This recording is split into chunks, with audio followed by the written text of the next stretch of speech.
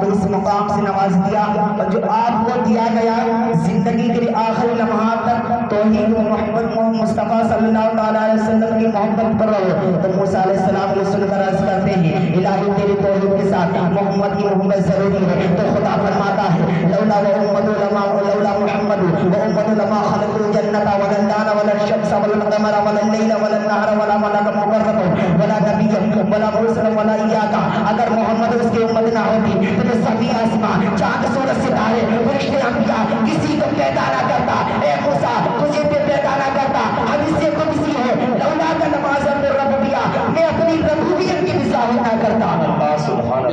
مرتبہ نبی کا پھر کمال یہ کہ اللہ تعالیٰ نے ہمیں بے پناہ نعمتیں عطا فرمائی پر انسان نہیں جھٹلایا۔ اپنے جسم کو دیکھ لے، آنکھ کان بازو پاؤں وغیرہ ایسی نعمتیں کہ ساری کائنات اس کی قیمت نہیں بن سکتی، مگر اللہ تعالیٰ نے یہ نہیں فرمایا اے انسانوں ہم نے تمہیں یہ نعمت دیا، تم پر بڑا احسان کیا۔ مگر جب باری آتی ہے سید انبیاء کی، جب باری آتی ہے طٰہٰ و یاسین کی، جب باری آتی ہے شمس الضحیٰ کی، جب باری آتی ہے صدر الاولیاء کی، جب باری آتی ہے اللہ کے حبیب کی، تو اللہ تبارک تعالیٰ قرآن میں فرماتا ہے لقد من اللہ علی المؤمنین اذ بعث رسولا، ہم نے مومنوں پہ بڑا احسان کیا کہ ان میں عظمت والا رسول بھیجا۔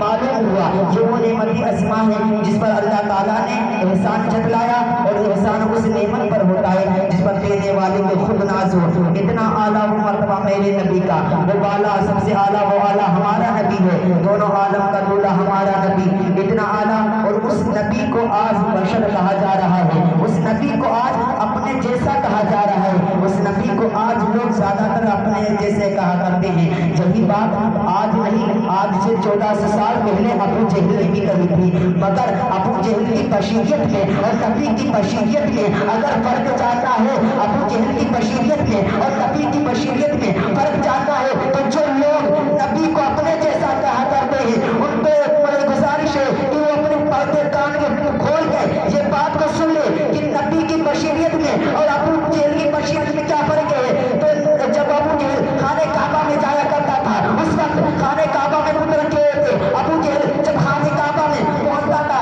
تو رکھے ہوئے بتوں کو سجدہ کیا کرتا تھا۔ وہ میرا نبی جب خانہ کعبہ میں پہنچا، وہ میرا نبی، وہ نبی جس کے بارے میں خدا قرآن میں فرماتا ہے وما ارسلناک الا رحمۃ للعالمین، وہ نبی جس کے بارے میں خدا قرآن میں فرماتا ہے قد جاءکم من اللہ نور و کتاب مبین، وہ نبی جب خانہ کعبہ میں پہنچا، وہ نبی جب خانہ کعبہ کے اندر قدم رکھا تو ابو جہل کی تو یہ بات تھی، وہ بھی انسان تھا، ابو جہل خانہ کعبہ میں رکھے ہوئے بتوں کو سجدہ کر لیا کرتا تھا، ان کے آگے سر جھکایا کرتا تھا۔ مگر میرے نبی کی شان میں قربان جاؤ مسلمانوں، میرا نبی وہ نبی ہے جب خانہ کعبہ میں پہنچا، میرا نبی جس وقت خانہ کعبہ میں پہنچا تو جتنے خانہ کعبہ کے اندر بت رکھے ہوئے تھے وہ سب میرے نبی کے قدموں میں جھک گئے۔ اللہ اکبر، یا رسول اللہ۔ اور ایک اور طریقہ ہے جو یہ کہتا ہے کہ نبی سے نہ مانگو، ولی سے نہ مانگو، انبیاء سے نہ مانگو، کتب سے نہ مانگو، غوث سے نہ مانگو، ڈائریکٹ خدا سے مانگو۔ میں نے کہا کیا مانگے؟ کہنے لگا دعا۔ میں نے کہا دعا کیا ہے؟ کہنے لگا التجا، گزارش، مناجات۔ میں نے کہا اسے ہلکا کر دو تاکہ لوگوں کو سمجھ میں آ جائے، دقت نہ پڑے۔ میں نے کہا کہ میسج کر دو، لوگوں کو سمجھ میں آ جائے گا۔ کس کا میسج؟ بندوں کے دلوں کا میسج۔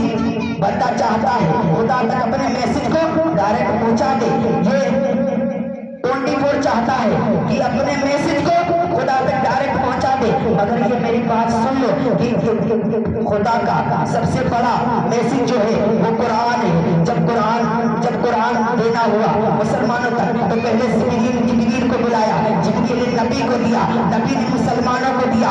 اب بات سمجھ میں آ گئی کہ جب اللہ تعالیٰ نے اپنے میسج کو، اپنے پیغام کو تم تک ڈائریکٹ نہیں پہنچایا تو تم کیسے اپنے پیغام کو، اپنے میسج کو ڈائریکٹ خدا تک پہنچا سکو گے؟